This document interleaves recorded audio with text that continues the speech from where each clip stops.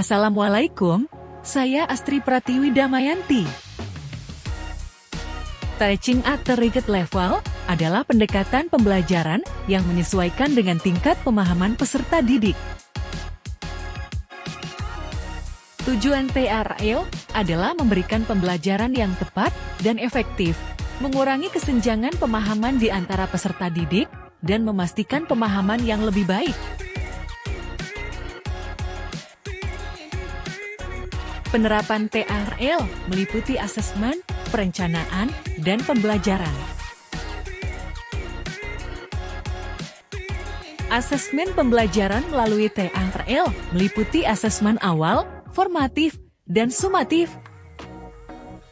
Pembelajaran berdiferensiasi adalah upaya untuk menyesuaikan proses pembelajaran di kelas dalam memenuhi kebutuhan belajar setiap peserta didik yang mencakup minat, motivasi, kesiapan, dan kemampuan peserta didik, sehingga dapat terjadi peningkatan hasil belajar.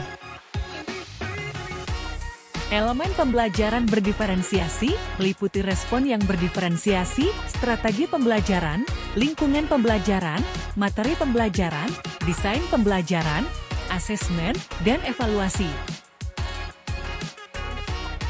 Konten adalah materi yang akan diajarkan oleh guru di kelas atau yang akan dipelajari oleh peserta didik.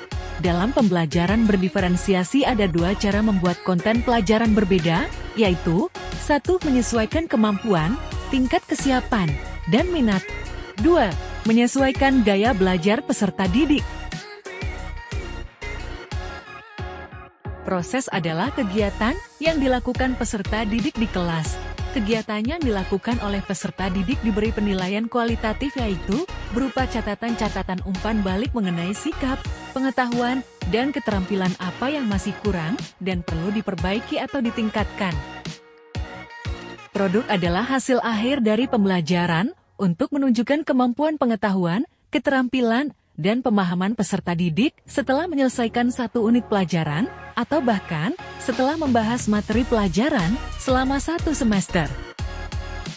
Karakteristik peserta didik dimaksudkan untuk mengenali ciri-ciri dari setiap peserta didik yang nantinya akan menghasilkan berbagai data dan informasi penting untuk dijadikan sebagai dasar dalam menentukan metode pembelajaran, salah satunya yaitu TAL. Karakteristik umum peserta didik menggambarkan tentang usia, kelas, dan gender, jenis kelamin, latar belakang keluarga, hobi, dan lain-lain.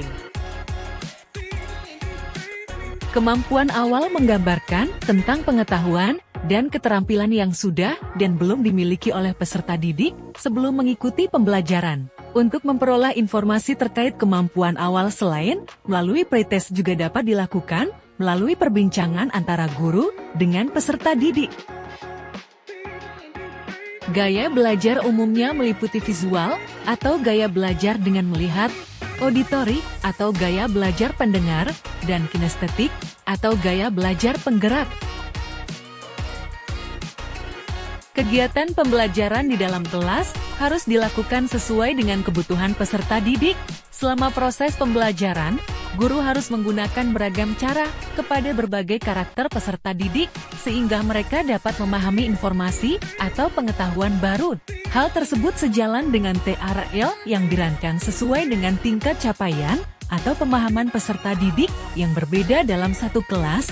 Dengan demikian, setiap anak dapat mencapai tujuan pembelajaran yang diharapkan dan menghilangkan kesenjangan pemahaman di dalam kelas. Terima kasih telah menonton video ini.